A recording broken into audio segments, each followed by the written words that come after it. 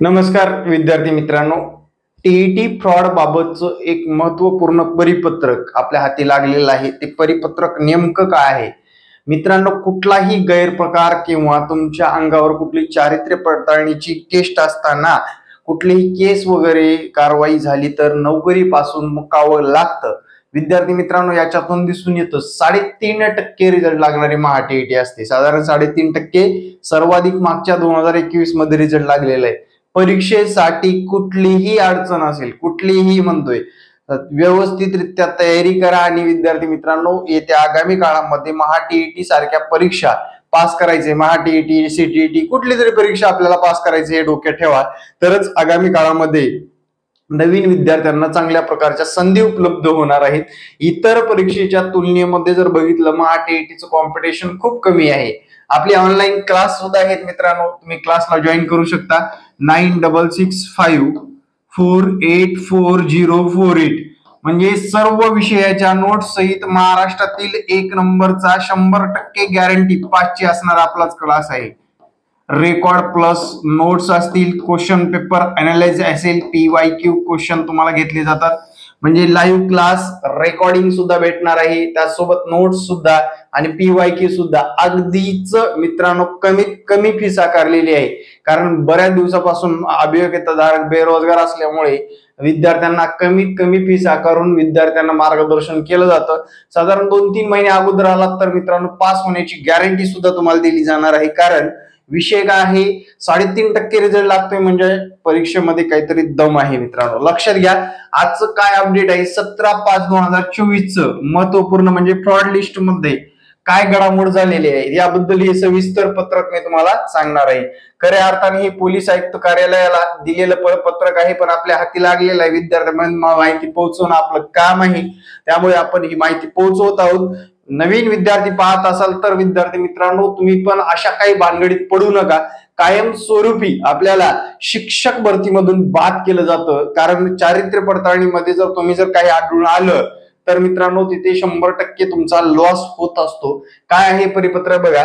पवित्र पोर्टल शिक्षक भरती प्रक्रिया 2023-24 मध्ये निवड झालेल्या महाराष्ट्र शिक्षक पात्रता परीक्षा गैरप्रकारातील समाविष्ट उमेदवारांना चारित्र्य पडताळणी प्रमाणपत्र देणे बाबतचं परिपत्रक आहे. मित्रांनो, साधारणपणे 2019 आणि 2018 मध्ये जर विचारात घेतलं, 2019च्या पडताळणीमध्ये साधारण 7,874 आणि 2018च्या पडताळणीमध्ये 1,663, एकूण 9,537 परीक्षार्थी समाविष्ट असून संबंधिताचे 3/8/2022 व 14/10/2022 रोजीच्या कार्यालयाच्या आदेशान्वये गैरप्रकारातील परीक्षार्थाची सदर परीक्षेतील संपादनुक रद्द करून यापुढे घेण्यात येणाऱ्या शिक्षक पात्रता परीक्षेसाठी मित्रांनो तेवढीच परीक्षेमध्ये ते फ्रॉड गणले जात नाहीत. तर आगामी काळामध्ये जे काही शिक्षक पात्रता परीक्षा होतात त्यांना संधी मिळणार नाही असं परिपत्रक तेव्हा सुद्धा काढलं होतं, आता सुद्धा त्यांनी आठवण करून दिलेली आहे. प्रतिबंध करण्यात आले आहे, परंतु सदरचे परीक्षार्थी पवित्र पोर्टलला शिक्षक भरती प्रक्रियेमध्ये माननीय न्यायालयाच्या आदेशान्वये स्वप्रमाणपत्र भरून परीक्षार्थी समाविष्ट होऊन त्यापैकी काही उमेदवारांची सदर भरती प्रक्रियेमध्ये शिक्षक म्हणून सुद्धा निवड झालेली आहे. फ्रॉड सर्टिफिकेट वाले शिक्षक म्हणून सुद्धा निवड झालेली आहे. पण त्यांनी काय सांगितले पुढे बघा.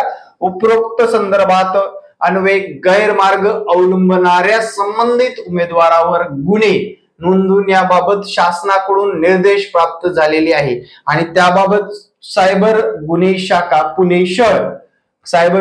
पुणे शहर यांच्याशी पत्रव्यवहार देखील केलेला सुरू आहे.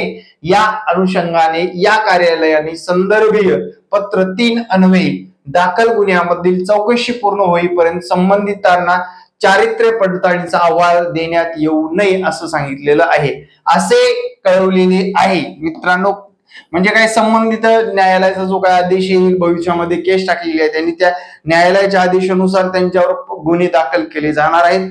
शक्यता 99% यांना संधी भेटणार नाही मित्रांनो. 99% 0.01 शक्यता आहे की काही लोकांचं पडताळणीमध्ये जर नाव नसेल तर त्यांना संधी भेटेल. काही लोकांचं काय झालंय, काही गैरमार्ग कोणता होता, कोणत्या प्रकारचा होता, यानुसार त्यांचं काही घडामोड घडू शकते. पण तुम्हाला काय वाटतं मला कमेंट मध्ये सांगा.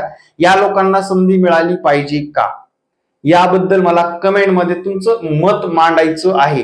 माझं तर ठाम मत आहे, कायमस्वरूपी बाद करा, बॅन करा. कारण कष्टाळू मेहनतीने पास होणारे, कुटुंब सांभाळून, संसार सांभाळून, नोकरी सांभाळून पास होणाऱ्यावर अन्याय होईल असं कुठलंही न्यायालय असेल किंवा कोणीही पाऊल उचलणे. कारण जिथे फ्रॉड ते फ्रॉडच आहे, त्यामुळे येणाऱ्या भविष्य काळामध्ये सुद्धा तो फ्रॉड करू शकतो. त्यामुळे त्याला बॅन केलं पाहिजे कायमस्वरूपी.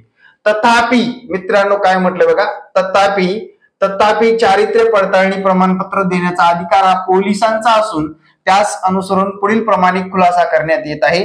टीईटी प्रकारातील 9537 उमेदवारांची यादी आपणाकडूनच प्राप्त झालेली असून राज्यातील सर्व पोलीस स्टेशनला जिल्हा कार्यालयामार्फत आपण उपलब्ध करून द्यावी आणि शिक्षक पात्रता परीक्षा गैरप्रकारातील दाखल गुन्ह्यामधील जे काही गुन्ह्याचा नंबर आहे समाविष्ट असलेल्या उमेदवाराची चारित्र्य पडताळणीसाठीचे पत्र प्राप्त झाल्यानंतर संबंधित उमेदवाराची वस्तुस्थिती पाहून, म्हणजे संबंधित उमेदवाराची वस्तुस्थिती पाहून नियमानुसार आपल्या स्तरावर चारित्र्य पडताळणीची कार्यवाही करावी अशी विनंती केलेली आहे. आयुक्त कार्यालय, महाराष्ट्र राज्य परीक्षा परिषद, पुणे. मित्रांनो अजून सुद्धा ती केस मिटलेली नाही. जे काही फ्रॉड झाला होता अधिकाऱ्यावर सुद्धा गुन्हे दाखल आहेत. अधिकारी लोकांवर सुद्धा सध्या जे काही पडताळणी आणि न्यायालयातील ज्या काही सुनावणी आहेत ते चालू आहे. त्यामुळे सर्वसामान्य अभियोगताधारकांना नक्कीच न्याय मिळाल्याशिवाय राहणार नाही. Thank you very much. जय हिंद मित्रांनो. संपूर्ण व्हिडिओ बघितल्याबद्दल. असेच नवनवीन अपडेट पाहण्यासाठी आपल्या ग्रो अकॅडमी या युट्यूब चॅनलला सबस्क्राईब करायला विसरू नका. थँक्यू. जय हिंद, जय महाराष्ट्र. धन्यवाद.